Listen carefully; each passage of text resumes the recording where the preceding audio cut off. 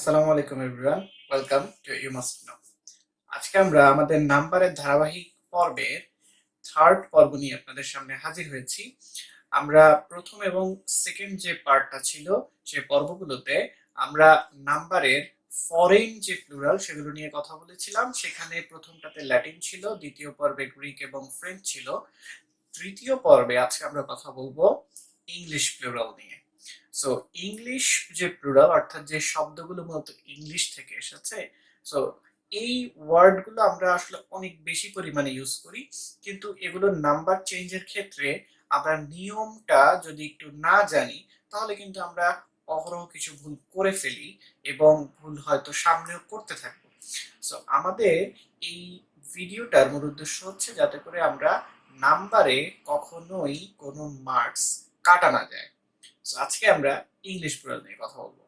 English plural নিয়ে যদি কথা বলি, সাধারণত আমরা জানি কোনো শব্দের শেষে যদি এস যোগ করে দেওয়া হয় তাহলেই সেটা প্লুরাল হয়ে যায়। যেমন আমরা বলতে পারি bag, bags, right? Bag, bags. আমরা বলতে পারি ডল, ডলস, ডলস। ঠিক আছে? Girl, girls. ওকে, তাহলে আমরা দেখতে পাচ্ছি যে এস যোগ করে দিলে আমরা সাধারণত প্লুরাল হয়ে যায়। সো এটা আসলে আমরা সবাই জানি, এটা নতুন ভাবে বলা কিছু নেই। আমরা একটু নিয়মগুলো শিখবো। এখন কথা হচ্ছে, আমরা জেনে এসেছি কিছু কিছু ওয়ার্ডের পরে এস যোগ করতে হয়, কিছু কিছু ওয়ার্ডের পরে ইএস যোগ করতে হয়। কথা হচ্ছে, এস তো আমরা যোগ করলাম, ইএস আমরা কখন যোগ করব?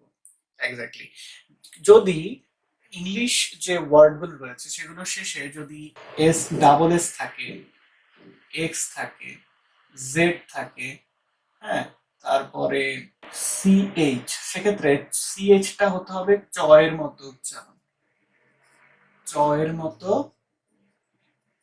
উচ্চারণ, অথবা এসএইচ থাকে, অথবা এই তো এগুলো।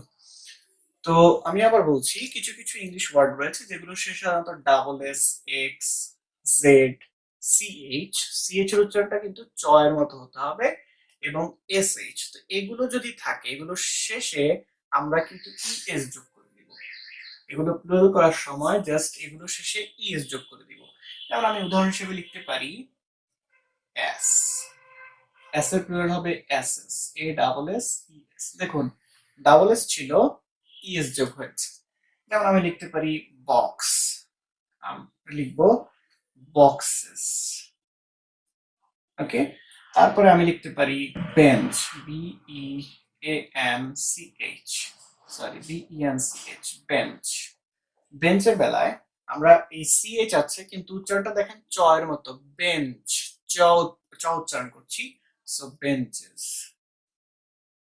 বেঞ্চেস। ওকে, তারপর আমরা বলতে পারি ash, ash, A S H, ash.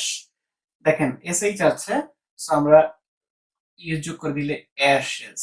ওকে, দেখুন এই ওয়ার্ডগুলোর শেষে, এই যে ওয়ার্ডগুলোর শেষে আমরা মূলত এগুলো দেখতে পাবো, সেগুলো জাস্ট ইএস যোগ করে দিলেই কিন্তু আমাদের প্লুরাল ফর্ম হয়ে যাচ্ছে। কিন্তু এই রুলটার একটা ব্যতিক্রম আছে। ব্যতিক্রমটা অলরেডি আপনারা হয়তো ধরতে পেরেছেন। ব্যতিক্রম জায়গাটা হলো, খেয়াল করলে দেখবেন আমরা এখানে সিএইচ কে বলেছি চ এর মতো উচ্চারিত হবে। সিএইচ যদি চ এর মতো উচ্চারিত না হয়ে ক এর মতো উচ্চারিত হয়, ক এর মতো, ঠিক আছে? সিএইচটা যদি চ এর মতো উচ্চারিত না হয়ে ক এর মতো উচ্চারিত হয় তাহলে কিন্তু আর ইএস বসবে না, সেক্ষেত্রে কিন্তু শুধুমাত্র এস বসবে। যেমন আমি বলতে পারি মনাক। ওকে, মনাক। তাহলে এটাকে আমরা যদি প্লুরাল করি, দেখেন আমি কিন্তু উচ্চারণ করছি মনাক। ওকে, ওকে, ক উচ্চারণ করছি, আমি তো মনাচ উচ্চারণ করছি না, মনাক্স। এখানে এটা হয়ে যাবে মনাক্স, অনলি এস। ওকে, আবার আমি বলতে পারি প্যাট্রিয়াক, প্যাট্রিয়াক, এটা হয়ে যাবে প্যাট্রিয়ার্কস। ওকে, দেখেন ক ক উচ্চারিত হচ্ছিল, দ্যাটস ওয়াই কিন্তু শুধু এস। সো এটা একটু ব্যতিক্রম নিয়ম, এটা আপনারা মনে রাখার চেষ্টা করবেন। এবার আমরা কথা বলবো অন্য একটা নিয়ম নিয়ে। ইংলিশে কিছু কিছু ওয়ার্ডের শেষে কিন্তু ওয়াই থাকে, রাইট? ওয়াই থাকে। এখন ওয়াই যেগুলো শেষে থাকবে সেটার আগে যদি আমাদের কনসোনেন্ট থাকে, ওয়াই এর আগে যদি কনসোনেন্ট থাকে, তাহলে যেমন আমি বলতে পারি বডি, বি ও ডি ওয়াই। দেখুন শেষে ওয়াই আছে, ওয়াই এর আগে ডি আছে, ডিটা কিন্তু কনসোনেন্ট। সো যদি এরকম হয় তাহলে কি করতে হবে, ওয়াইটা উঠে যাবে, ওয়াই এর স্থলে আই ই এস বসবে, বডিজ।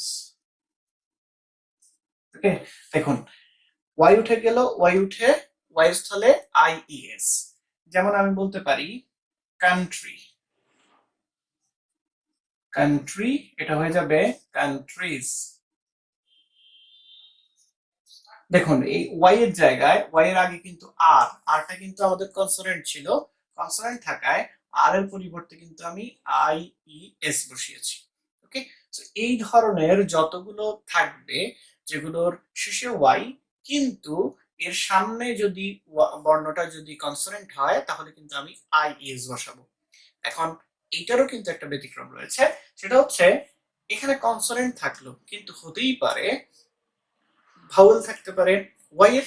আমি বলছি ওয়াই এর আগে যে বর্ণটা রয়েছে সেটা যদি কনসোনেন্ট না হয় ভাওয়েল হয় তাহলে কিন্তু শুধুমাত্র এস বসবে।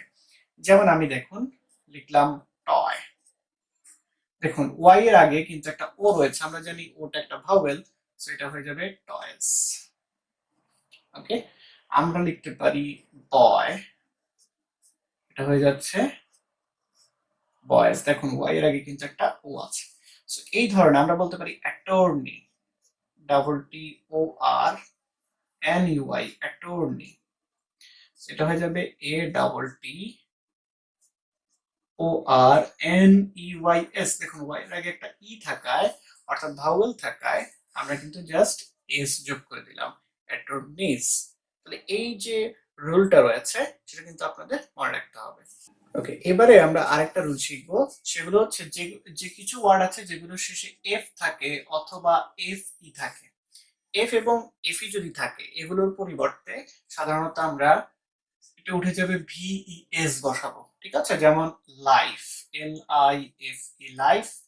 লাইফের প্লুরাল হচ্ছে lives, L I V E S. দেখুন এফ ইটা পুরোপুরি উঠে গেছে, এখানে ভিই এস চলে এসেছে। আমরা বলতে পারি leaf, L E A F, leaf মানে পাতা। তাহলে দেখুন এখানে এফ আছে, এফটা পুরোপুরি উঠে যাবে, L E A V E S, leaves. Okay, আচ্ছা আমরা আবার বলতে পারি wife, W I F E. দেখুন এফ ই আছে, তাহলে এফ ইটা উঠে যাবে, W I V E S. Okay, আবার আমরা বলতে পারি knife, K N I F E. দেখুন এফ ই আছে, এফ ই থাকায় এফ ই উঠে গিয়ে কে N I V E S, knives হবে। ওকে, তাহলে এইভাবে কিন্তু আমরা করতে পারি। এখন কিছু কিছু আহ, ব্যতিক্রম আছে, নিশ্চয়ই অবশ্যই ব্যতিক্রম আছে, সেগুলো একটু আমরা মুখস্থ রাখবো। যেমন cliff, C L I double F. দেখুন এখানে এফ নাই, এফ ইও নাই, ডাবল এফ আছে, সো এটা কিন্তু ই ক্লিফস হয়, C L I double F S, cliffs. এটা এটা ব্যতিক্রম রুল। এখন আমরা যেগুলো লিখবো এগুলো ব্যতিক্রম। যেমন আমি বলতে পারি proof, P R double O F, proof. প্রুফের প্লুরালটা হচ্ছে জাস্ট এস যোগ হবে, P R double O F S, proofs. আবার আমি বলতে পারি roof, R double O F, roof. এটা হবে roofs, R double O F S. Okay, তাহলে দেখতে পেলাম যে এই রুলটার ক্ষেত্রে সাধারণত এফ থাকলে ভিইএস হবে, কিন্তু কিছু ব্যতিক্রম আছে সেগুলো আমি এখানে লিখে দিলাম। ব্যতিক্রমগুলোর ক্ষেত্রে শুধুমাত্র এস বসবে। এবার আমরা কথা বলবো এমন কিছু ওয়ার্ড নিয়ে যেগুলোর মাঝখানে ভাওয়েলটাকে চেঞ্জ করে দিলেই সেগুলো কিন্তু প্লুরাল হয়ে যায়। যেমন আমি বলতে পারি টুথ, টুথ, দাঁত। এটাকে আমরা যদি T double E T H করে দিই সেগুলোই কিন্তু প্লুরাল হয়ে গেল। আচ্ছা আমরা বলতে পারি মাউস। ওকে, মাউস। এখানে দেখুন ও ইউ দুইটাই কিন্তু ভাওয়েল, দুইটাকে আমরা চেঞ্জ করে এম আই সি এ, মাইস লিখে দিতে পারি। সো আমরা যদি জাস্ট ভাওয়েলটাকে চেঞ্জ করে দেই তাহলেও কিন্তু আমরা সিঙ্গুলার গুলোকে প্লুরাল করে ফেলতে পারবো। আবার কিছু কিছু আছে যে দুটোকেই চেঞ্জ করতে হয়, যেমন আমি যদি বলি লাউস, LOUCE, লাউস, এটাকে আমার লিখতে হবে লাইস। ওকে, লাউস, লাইস, LICE। আমরা বলতে পারি ডরমাউস, DOARMOU, ডরমাউস, এটাকে লিখতে হবে ডরমাইস। ওকে, সো এইভাবেও কিন্তু আমরা চেঞ্জ করতে পারি। ওকে, কিছু কিছু ওয়ার্ড রয়েছে যেগুলোর শেষে আমরা যদি REN বা EN যোগ করে দেই সেগুলো কিন্তু প্লুরাল হয়ে যাবে। যেমন আমরা বলতে পারি চাইল্ড, চাইল্ড আমরা বলবো এটাকে চিলড্রেন, CHILDREN। দেখুন চাইল্ডের শেষে আমরা এই REN-টা যোগ করে কিন্তু এটাকে প্লুরাল করে ফেললাম, রাইট? অথবা আমরা কিন্তু বলতে পারি অক্স, অক্সকে আমরা যদি EN যোগ করে দেই সেটা হয়ে যাবে অক্সেন। দেখুন আমরা EN যোগ করে কিন্তু এটাকে প্লুরাল করে ফেললাম। তো এই হচ্ছে মূলত নিয়ম। এগুলো যদি আমরা একটু মাথায় সেট করে ফেলতে পারি, আমরা কিন্তু চাইলে নাম্বার আমাদের একদম নখদর্পণে চলে আসবে। তবে হ্যাঁ, অনেক বেশি প্র্যাকটিস করতে হবে এবং নিশ্চয়ই কিছু নাম্বার রয়েছে যেগুলো মুখস্থ রাখতে হয়, সেগুলো আপনারা মুখস্থ করে নেবেন যাতে করে পরীক্ষায় আপনারা পারেন। এবং বেশিরভাগ যে নিয়মগুলোর কথা বলেছি এগুলো করলে ইনশাল্লাহ আপনারা পারবেন। সো আজকে এ পর্যন্তই। ভালো থাকুন, সুস্থ থাকুন এবং পড়তে থাকুন, শিখতে থাকুন নতুন কিছু। আসসালামু আলাইকুম।